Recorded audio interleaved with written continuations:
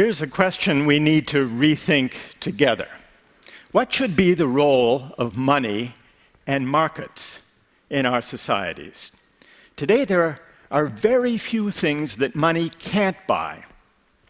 If you're sentenced to a jail term in Santa Barbara, California, you should know that if you don't like the standard accommodations, you can buy a prison cell upgrade.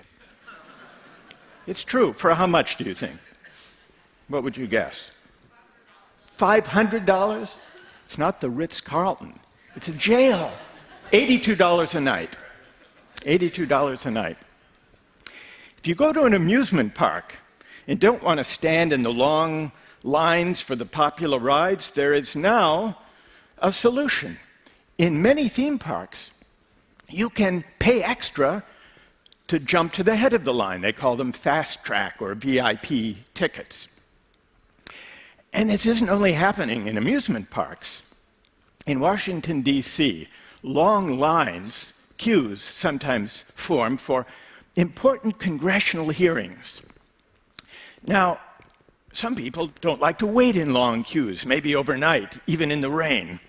So now for lobbyists and others who are very keen to attend these hearings but don't like to wait, there are companies, line-standing companies. You can go to them. You can pay them a certain amount of money. They hire homeless people and others who need a job to stand waiting in the line for as long as it takes, and the lobbyist, just before the hearing begins, can take his or her place at the head of the line and a seat in the front of the room. Paid line standing. It's happening, the recourse to market mechanisms and market thinking and market solutions in bigger arenas. Take the way we fight our wars. Did you know that in Iraq and Afghanistan, there were more private military contractors on the ground than there were US military troops? Now, this isn't because we had a public debate about whether we wanted to outsource war to private companies. But this is what has happened. Over the past 3 decades, we've lived through a quiet revolution. We've drifted, almost without realizing it, from having a market economy to becoming market societies. The difference is this: a market economy is a tool, a valuable and effective tool for organizing productive activity. But a market society is a place where almost everything is up for sale. It's a way of life in which market thinking and market values begin to dominate every aspect of life.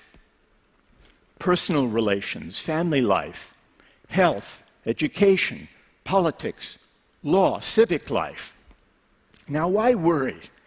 Why worry about our becoming market societies? For 2 reasons, I think. One of them has to do with inequality. The more things money can buy, the more affluence, or the lack of it, matters. If the only thing that money determined was access to yachts or fancy vacations or BMWs, then inequality wouldn't matter very much. But when money comes increasingly to govern access to the essentials of the good life, decent health care, access to the best education, political voice and influence in campaigns, when money comes to govern all of those things, inequality matters a great deal. And so the marketization of everything sharpens the sting of inequality and its social and civic consequence. That's one reason to worry. There's a second reason, apart from the worry about inequality, and it's this: with some social goods and practices, when market thinking and market values enter, they may change the meaning of those practices and crowd out attitudes and norms worth caring about. I'd like to take an example of a controversial use of a market mechanism, a cash incentive, and see what you think about it. Many schools struggle with the challenge of motivating kids, especially kids from disadvantaged backgrounds, to study hard, to do well in school, to apply themselves.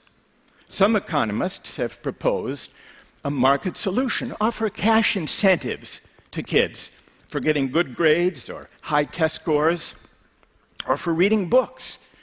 They've tried this, actually. They've done some experiments in some major American cities, in New York, in Chicago, in Washington, D.C. They've tried this, offering $50 for an A, $35 for a B. In Dallas, Texas, they have a program that offers 8-year-olds $2 for each book they read. So let's see what some people are in favor, some people are opposed to this cash incentive to motivate achievement. Let's see what people here think about it. Imagine that you are the head of a major school system, and someone comes to you with this proposal, and let's say it's the foundation. They will provide the funds. You don't have to take it out of your budget. How many would be in favor, and how many would be opposed to giving it a try? Let's see by a show of hands. First, how many think it might at least be worth a try, see if it would work? Raise your hand. And how many would be opposed? How many would? So the majority here are opposed, but a sizable minority are in favor. Let's have a discussion. Let's start with those of you who object, who would rule it out even before trying. What would be your reason? Who will get our discussion started? Yes. Hello everyone, I'm Heike, and I think it just kills the intrinsic motivation. So in respect that children that they would like to read, you just take this incentive away in just paying them, so it just changes behavior. Takes the intrinsic incentive away. Yeah. What is or should be the intrinsic motivation? Well, the intrinsic motivation should be to learn. To learn. To get to know the world. And then if you stop paying them, what happens then? Then they stop reading. Now, let's see if there's someone who thinks it's worth trying this. I'm Elizabeth Loftus, and you said worth a try, and so why not try it and do the experiment and measure things and measure. And what would you measure? You'd measure how many books they read and how many books they continued to read after you stopped paying them. Oh, after you stop paying. All right, what about that? To be frank, I just think this is, not to offend anyone, a very American way.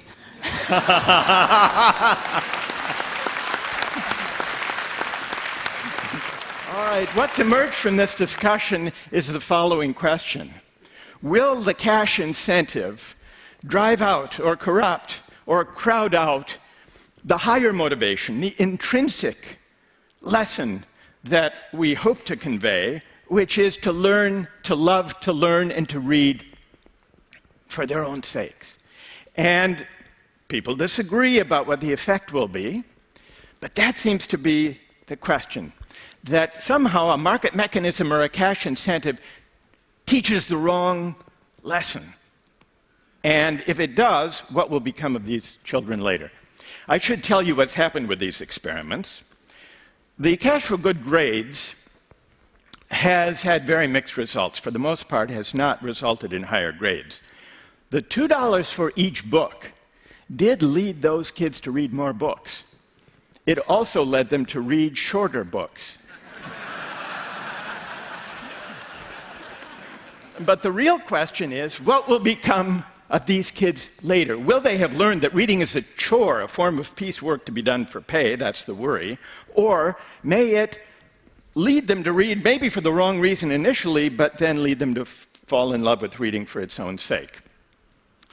Now, what even this brief debate brings out is something that many economists overlook. Economists often assume that markets are inert, that they do not touch or taint the goods they exchange. Market exchange, they assume, doesn't change the meaning or value of the goods being exchanged. This may be true enough if we're talking about material goods. If you sell me a flat-screen television or give me one as a gift, It will be the same good. It will work the same either way. But the same may not be true if we're talking about non-material goods and social practices, such as teaching and learning, or engaging together in civic life. In those domains, bringing market mechanisms and cash incentives may undermine or crowd out non-market values and attitudes worth caring about. Once we see that markets and commerce, when extended beyond the material domain, can change the character of the goods themselves, can change the meaning of the social practices, as in the example of teaching and learning, we have to ask where markets belong and where they don't, where they may actually undermine values and attitudes worth caring about. But to have this debate, we have to do something we're not very good at, and that is to reason together in public about the value and the meaning of the social practices we prize. From our bodies, to family life, to personal relations, to health, to teaching and learning, to civic life. Now, these are controversial questions, and so we tend to shrink from them. In fact, during the past 3 decades, when market reasoning and market thinking have gathered force and gained prestige, our public discourse during this time has become hollowed out, empty of larger moral meaning. For fear of disagreement, we shrink from these questions. But once we see that markets change the character of goods, we have to debate among ourselves these bigger questions about how to value goods. One of the most corrosive effects of putting a price on everything is on commonality, the sense that we are all in it together. Against the background of rising inequality, marketizing every aspect of life leads to a condition where those who are affluent and those who are of modest means increasingly live separate lives. We live and work and shop and play in different places. Our children go to different schools. This isn't good for democracy, nor is it a satisfying way to live, even for those of us who can afford to buy our way to the head of the line. Here's why. Democracy does not require perfect equality. But what it does require is that citizens share in a common life. What matters is that people of different social backgrounds, different walks of life, encounter one another, bump up against one another in the ordinary course of life. Because this is what teaches us to negotiate and to abide our differences. And this is how we come to care for the common good. And so in the end, the question of markets is not mainly an economic question. It's really a question of how we want to live together. Do we want a society where everything is up for sale? Or are there certain moral and civic goods that markets do not honor and money cannot buy? Thank you very much. Thank you.